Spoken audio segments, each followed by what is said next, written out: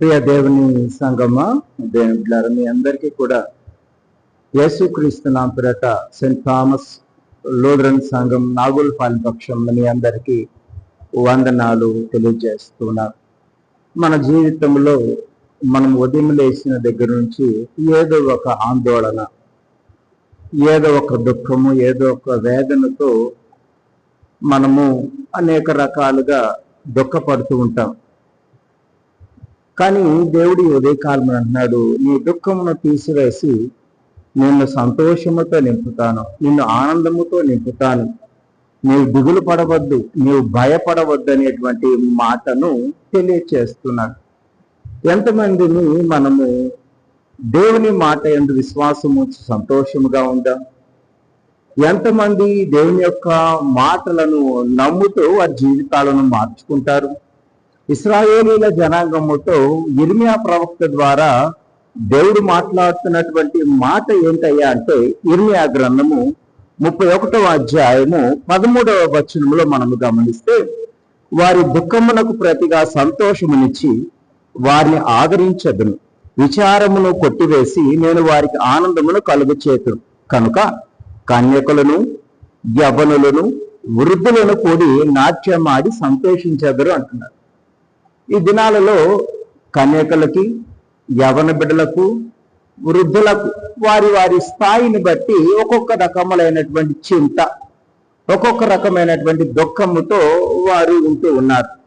కానీ దేవుడు అంటూ ఉన్నాడు, అందరి చింతను, అందరి బాధను నేను తీసివేస్తాను, వారికి కావలసినటువంటి సంతోషముతో వారిని నింపుతాను, వారిని ప్రతి విషయంలో నేను వారికి తోడుగా ఉంటాను అనేటువంటి మాటను తెలియచేస్తున్నాడు. వారి విచారాన్ని కొట్టివేస్తాను. వారు ఎందుకు బాధపడుతున్నారు, వారు ఎందుకు బాధపడుతున్నారో నాకు చెప్పమంటున్నాడు. నాకు చెబితే నేను వారి చింతన యావత్తును తీసివేస్తాను. కనుక మనం ఉదయకాలమున లేచినది మొదలు దేవునికి చెప్పాలి. ఉదయకాలమున లేచినది మొదలు మనము దేవునికి చెప్పాలి మన అవసరతలు ఏంటి, మన అక్కర్లేంటి, మనము దేని కొరకు ప్రయాసపడుతున్నాము. ఈ లోకములో చింతతో ప్రయాసతో ఉన్న వారికి చెబుతూ ఉన్నాడు, ప్రయాసపడి భారం మోస్తున్న వారులారా నా దగ్గరికి రండి, మీరెందుకు దుఃఖపడుతున్నారు, మీరెందుకు వేదన పడుతున్నారు, మీ దుఃఖమును నేను తీసివేసి సంతోషముతో నింపుతానంటున్నాడు. అదే రీతిగా 14వ వచనంలో చూస్తే, క్రొవ్వుతో యాజకులను సంతోషపరిచెదను, నా జనులు నా ఉపకారములను తెలుసుకొని తృప్తి నందెదరు. ఇదే యెహోవా వాక్కు. దేవుడు చేసినటువంటి మేలులను మనము జ్ఞాపకం చేసుకొని తృప్తి పడమంటున్నారు. ఇంకా మన జీవితంలో తృప్తి లేదేమో, ఇంకా మన జీవితంలో అనేకమైనటువంటి ఆశలతో ఉన్నామేమో, అనేకమైనటువంటి ఇహలోక చింతలతో ఉన్నామేమో. ప్రియమైన దేవుని సంగమా, దేవుడి ఉదయకాలం నీతో మాట్లాడుతున్నాడు. నీవు భయపడవద్దు, దుఃఖపడవద్దు. కన్యకలారా, యవ్వన బిడ్డలారా, వృద్ధులారా, మీరు భయపడవద్దు, నేనున్నాను. మీ సంకటములన్నీ తీర్చగలిగిన వాడు నేనున్నాను, నా మీద మీరు భారము మోపమని దేవుని లేఖన భాగం సెలవిస్తున్నారు. కనుక ఇకనైనా దేవుని మాటల నమ్మకం ఉంచుదాం. నమ్మకం ఉంచి శ్రేష్టమైన బిడ్డలుగా ఆశీర్వాదాలతో నింపబడతాం. అలాగున మనము దీవించబడటానికి దేవుడు తన కృపను కాపుదలను ఈ ఉదయకాల ధ్యాన మాలిక వందనాలు మీ అందరికీ తెలియజేస్తూ ఈ నా మాటలను ముగిస్తూ ఉన్నాను. ముగింపు ప్రార్థన ఆశీర్వాదంతో ఈ కోరికను ముగించుకుందాం. అదే రీతిగా మీ అవసరాలు, మీ అక్కరలు, ప్రార్థన అవసరతల మనవులు ఏమైనా ఉంటే ఈ స్క్రీన్ మీద ఉన్నటువంటి నంబర్కు కాల్ చేసి మీ ప్రార్థన అవసరతలను తెలియచేయవలసిందిగా మనవి చేస్తున్నా. ప్రార్థన చేసుకుందాం. కృప కలిగిన తండ్రి, ప్రేమ కలిగిన మా గొప్ప దేవ, ఈ దినమంతా నాయన మీ చల్లని రెక్కల చాటున మమ్మలను కాపాడమని అడుగుతున్నాము తండ్రి.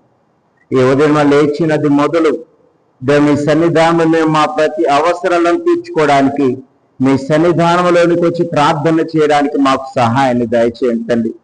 ఏ దుఃఖంలో ఉన్నామో, ఏ వేదనలో ఉన్నామో సమస్తమును ఎరిగినటువంటి గొప్ప దేవుడు, మీ గొప్ప కార్యములను మా పట్ల, మా కుటుంబం పట్ల, మా బిడ్డల పట్ల మీరు కృప చూపించమని అడుగుతున్నాము తండ్రి.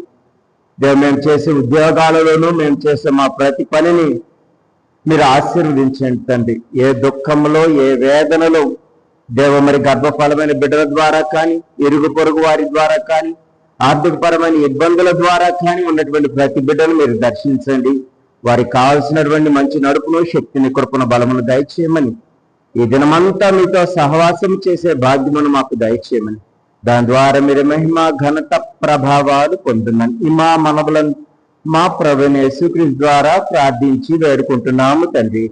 ఆమెను. మన తండ్రి అయిన దేవుని ప్రేమ, కుమారుడైనటువంటి యేసుక్రీస్తు వారి కృప, త్రియేక దేవుని దీవెన ఇప్పుడు సదాకాలము ఈ ఉదయ కాలంలో దేవుని బిడ్డలైన వారికి, విశ్వాసముతో నడిచే వారికి, మీ సన్నిధానంలో వచ్చిన వారందరికీ దేవుని కృప సదాకాలం తోడైండును గాక. ఆమేన్.